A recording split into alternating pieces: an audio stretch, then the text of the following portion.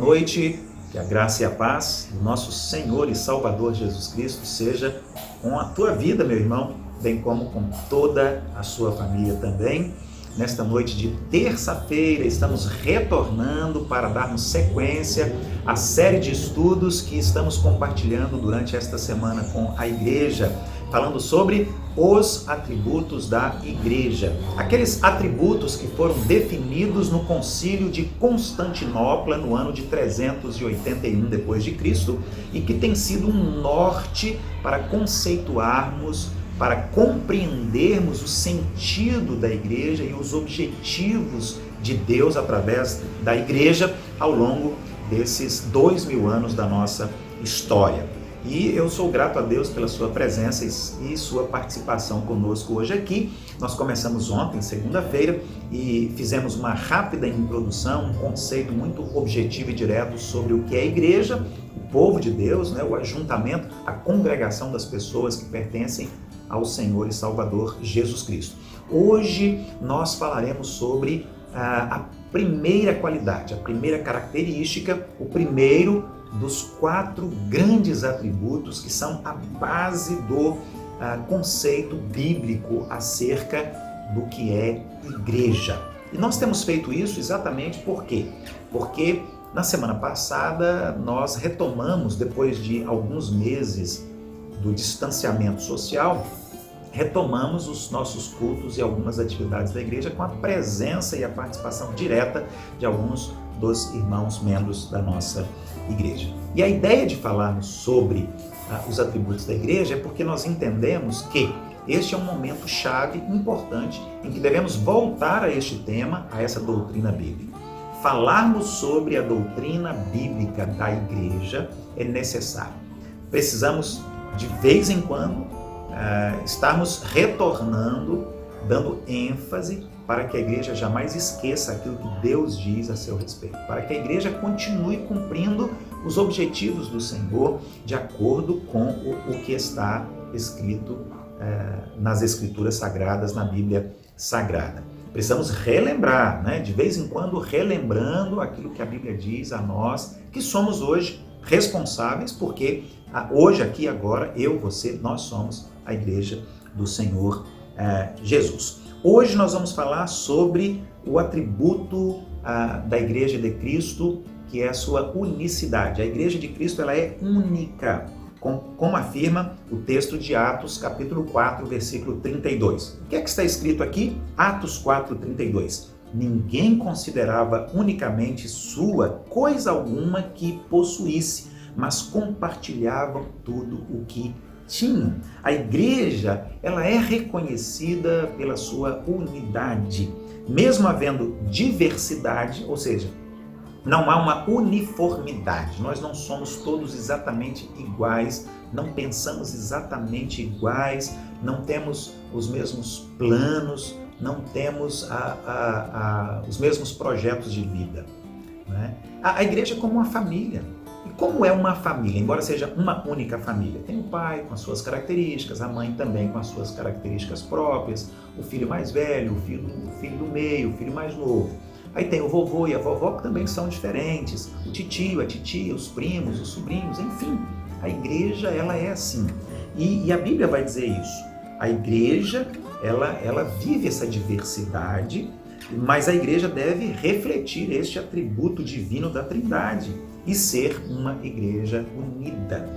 E nesse sentido também é muito importante que haja respeito entre as denominações, uma preocupação que eu sempre tive, de ser respeitado como membro de uma igreja batista e nos últimos anos pastor de uma igreja batista também, como eu procuro respeitar aqueles que são da Assembleia de Deus, aqueles que são presbiterianos, aqueles que são metodistas, aqueles que são de outras denominações. É importante que nós tenhamos essa compreensão, Nós precisamos estar apenas atentos às heresias, atentos, por exemplo, quando uma igreja não está seguindo aquilo que a Bíblia diz e não tem o Senhor Jesus como o único Senhor e Salvador. Aí nós temos um problema grave e essa igreja, inclusive, nem deve ser chamada de igreja.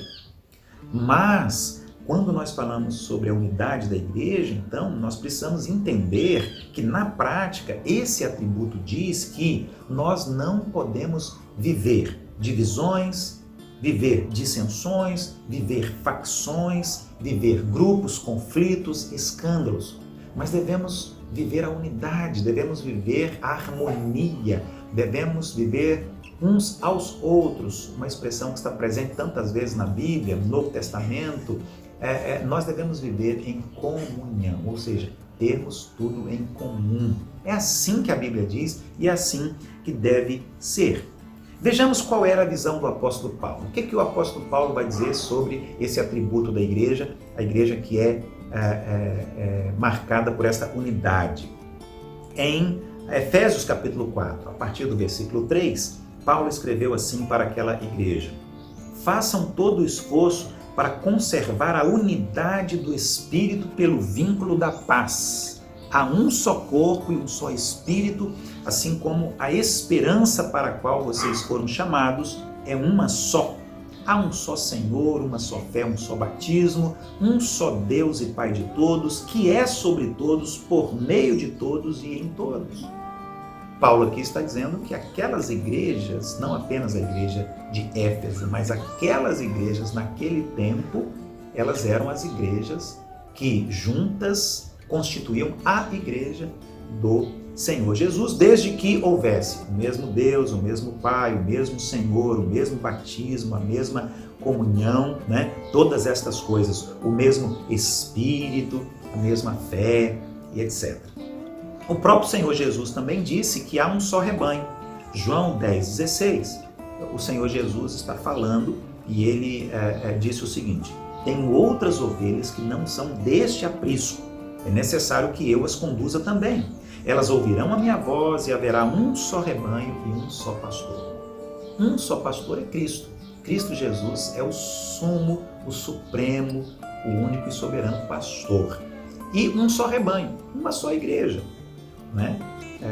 Então a minha igreja local, a primeira igreja batista de Macaé, com as demais igrejas de Jesus nesta cidade de Macaé, no estado do Rio de Janeiro, no Brasil, pelo mundo, um só rebanho, um só pastor. Há várias igrejas locais espalhadas por todo o mundo. Há várias igrejas ao longo da história, mas há uma única igreja de Cristo, onde todos nós estamos conectados, unidos nesta comunhão espiritual. Eu tenho dito, desde o início do distanciamento social causado pela pandemia e o templo da igreja não podendo receber os seus membros para as suas atividades, para os seus cultos, que nós estamos todos os dias unidos através da oração. É uma união que há entre nós através da oração, esta comunhão espiritual. Por isso, é preciso compreender que todas as igrejas de Cristo fazem parte de uma única igreja. E isso independe dos tempos, né? Das raças, nações, línguas, povos, porque a igreja é o corpo de Cristo e o corpo de Cristo é um. Não há vários corpos de Cristo, mas apenas um corpo, onde ele, o Senhor Jesus, ele é a cabeça. Ele é a cabeça e todos os outros fazem parte deste corpo. Na primeira carta aos Coríntios, no capítulo 12, versículos 12, 13 e 14, Paulo fala sobre isso também, e ele diz aqui o seguinte: ora, assim como o corpo é uma unidade, embora tenha muitos membros, e todos os membros, mesmo sendo muitos, formam um só corpo, assim também com respeito a Cristo. Pois em um só corpo todos nós fomos batizados em um único Espírito, quer judeus, quer gregos, quer escravos, quer livres, e a todos nós foi dado beber de um único Espírito. O corpo não é composto de um só membro, mas de muitos. A unidade da igreja, portanto, é espiritual e não de caráter externo. Temos apenas uma igreja, porque temos apenas um corpo de Cristo e estamos unidos e um dia estaremos no mesmo lugar, que é na eternidade celestial. Temos vários tipos de igrejas locais, com cultos, adoração e liderança, que são diferentes, mas somos uma única igreja do Senhor Jesus. Muito bem, amanhã nós vamos continuar esta série de estudos bíblicos, os atributos da igreja de Jesus, e amanhã nós falaremos sobre a Igreja Santa. Falaremos sobre esta qualidade extraordinária da igreja, que é a sua santidade. Até amanhã, portanto, que Deus abençoe você e a sua família. Até lá.